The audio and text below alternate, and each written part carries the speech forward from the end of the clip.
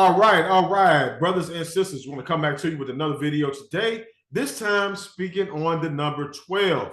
All right, some of you have been able to see the number 12s in your dreams and your visions, and you do not know what this number have meant. And what you did, you've done what so many others people have done. You went straight to Google and YouTube, start typing in the number 12, and you get some angel numbers pop up, and they tell you all these different things. Well, I want to give you a warning up front. This video is not about angel numbers. This video is not about gematria. I am simply sharing with you the definition of the number 12 from a biblical standpoint. All right, so I will be doing that today by coming from my personal book called The Spiritual and the Prophetic Meaning of Numbers.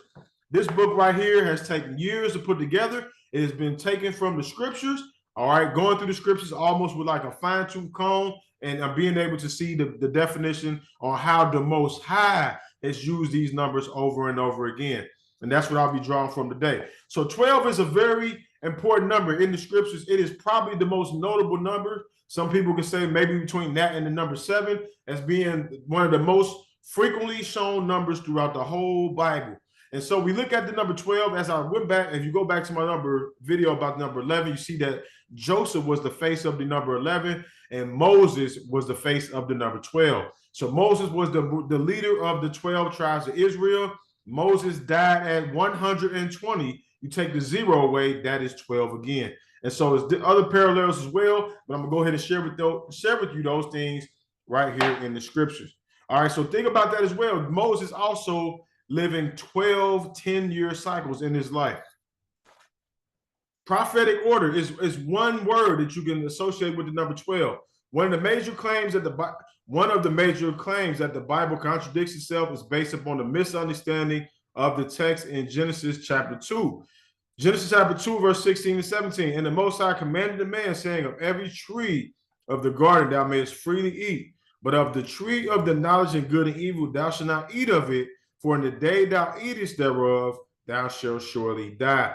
So some individuals have taken that to say that that's not, the Bible is false because, you know, Adam did not die in the exact day, the same day that he ate of the fruit.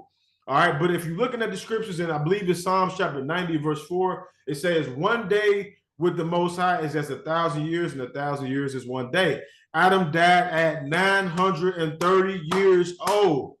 So what does that mean? 930, he died in the same day he ate the fruit, if you're looking at the day from the standpoint of 1,000 years. And so let's look at Adam's age for a minute. The first man dies at 930, all right? 9 plus 3 plus 0, that gets you to the number 12. Basic math right there, right? But now, let's go down here to Genesis 6 and 3. And the Most High said, my spirit shall not strive with man, and for that he is also flesh, yet his days shall be 120. So now we see the prophetic order. This is a prophecy being spoken that the days of mankind were only going to be 120 years of repentance. You got the 1, 2 plus 0, take away the 0, that's 12 again. All right, now let's go Genesis chapter 12 and verse 4. So Abram departed as the Most High spoken unto him, and Lot went with him. And Abram was 75 years old when he departed from Haran. Now, the Most High took Abram and started using him at 75 years old, where 7 plus 5 is 12. Let's look at the ages of, I believe it's one of Adam's sons. I believe I want to say Seth, if I'm not being 912 years old. When you add that up, 9 plus 1 plus 2, it gets you back to 12. You look at the children of Israel, they was down in Egypt.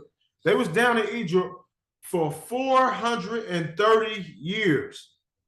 All right, 4 times 3 equals 12. Now let's continue though. Prophetic order.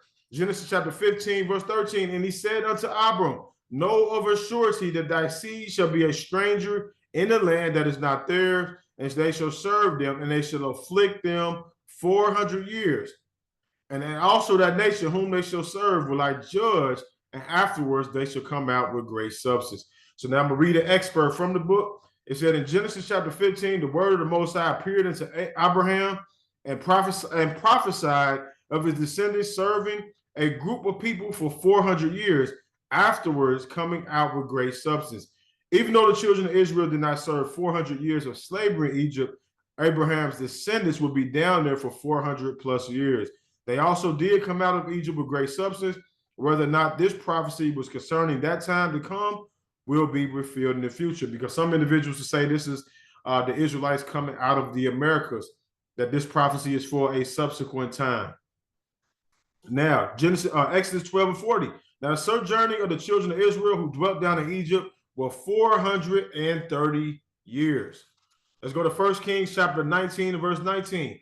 So he departed from thence and found Elisha, the son of Shaphat, who was plowing with 12 yokes of oxen before him, and he was with the 12th. And Elijah passed by him and cast his mantle upon him.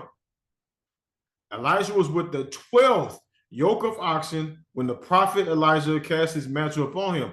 Elisha would accept his prophetic calling and follow Elijah until he was taken away. So you keep seeing the number 12. It can be dealing with a prophetic order, if you will. Daniel chapter 12, verse 11. And from that time, the daily sacrifice shall be taken away, and the abomination that maketh desolate set up. There shall be 1,290 days.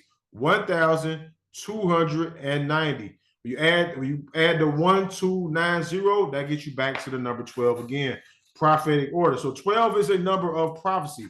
When you go in the scriptures, you see the 12 tribes of Israel. You see the 12 apostles, 12 disciples, 12 gates, 12 walls in the New Jerusalem. All of this you can see has to deal with a prophetic order. These 12 disciples who the Messiah would choose, they will go forth and they will do great works, great exploits. Some will speak prophetically.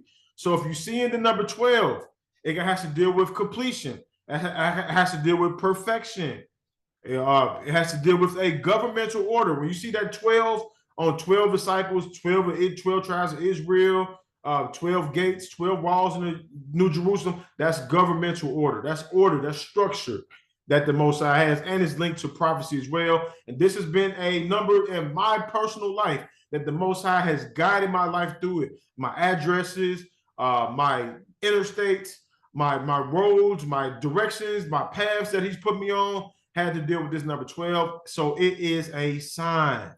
12 is a sign. So I'm going to say this one more time. For those of you that keep seeing the number 12 over and over again, some of you might see 12. You see the number twice. Also, remember going back to what I said in the video 11. If you see a number twice, it has to deal with the Most High magnifying that number. Like you go in Genesis chapter 41, Job chapter 33, verse 14. When the Most High speaks once, the Most High speaks twice. He is confirming a matter. All right, so if you see 12, just think about the number 12, and that being a number of completion, perfection, governmental order, a prophetic order, or a sign. So if you've seen this, so if this video has become helpful to you in any way, please share this video with someone else so that they can be able to learn about the spiritual and prophetic meaning of numbers. Also, if you have not been subscribed to this channel, click that subscribe button so these and the notification bell so that these videos can continue to pop up in your feed. So I pray that the Most High be with each and every single one of you until the next time we see each other again.